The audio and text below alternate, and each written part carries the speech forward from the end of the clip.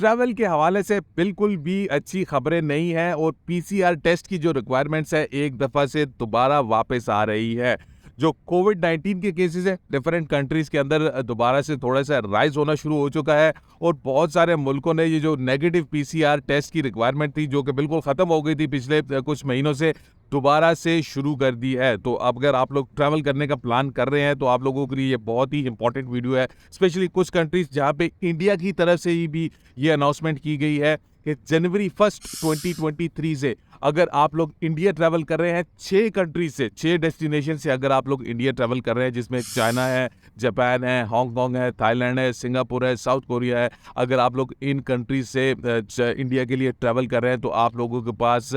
Negative PCR test की report लाजमी होनी चाहिए। इसके साथ साथ चाइना के अंदर से दोबारा से कुछ केसेस बढ़ना शुरू हुए तो यूएस ने भी एक ये रिस्ट्रिक्शन लगा दी है कि जनवरी 5 के बाद से जो लोग भी के लिए ट्रैवल कर रहे होंगे 2 साल से ऊपर जो भी होगा उसके पास भी नेगेटिव पीसीआर टेस्ट की एक रिपोर्ट होनी चाहिए। बड़ी मुश्किल से ये सारी चीज़ें बैक टू नॉर्मल आई थी पिछले कुछ महीनों से। ये जो पीसीआर टेस्ट से इससे जान छूटी थी क्योंकि एक रियली हेडेक था उन सब लोगों के लिए जो ट्रैवल कर रहे थे, जो छुट्टियों के लिए जाना था, जो बाहर थे उन्होंने वापस अपने कंट्री से जाना था या कंट्री से वापस दूसरे मुल्कों में आना था जहाँ पे वो काम करते हैं, जहाँ के वो रेजिडेंस है। लेकिन अभी आहिस्ता आहिस्ता ये सारी चीज़ें होना शुरू हो रही हैं और 2023 यहाँ पे ये समझा जा रहा था कि ये सारी चीज़ें बिल्कुल ख़त्म हो जाएगी, सारी चीज़ें बिल्कुल बैक टू नॉर्मल आ जाएगी, लेकिन उसका स्टार्ट ही इन पीसीआर टेस्ट से दोबारा से होना शुरू होगा। और पाकिस्तान में भी अभी जो अथॉरिटीज़ है, जो एयरपोर्ट अथॉरिटीज़ है, उनको गवर्नमेंट की तरफ से बोला गया है जी कि आप लोग भी थोड़ा सा हाई अलर्ट रहे, आंखें कान खोल के रखें कि हो सकता है ये जो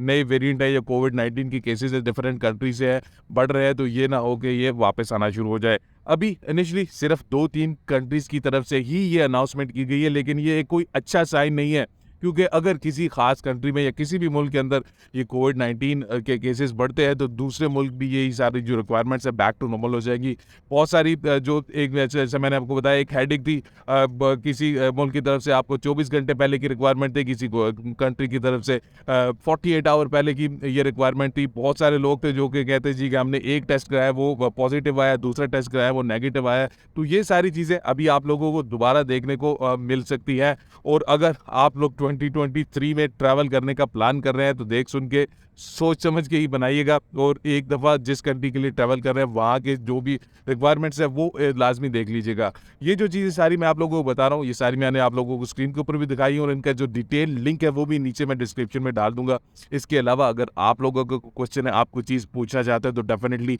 कॉमेंट सेक्शन में कॉमेंट कर सकते हैं या फिर ईमेल के ऊपर कॉन्टैक्ट कर सकते हैं। अपना ख्याल रखिएगा, अपने चैनल का भी। अल्लाह हाफ़िज़।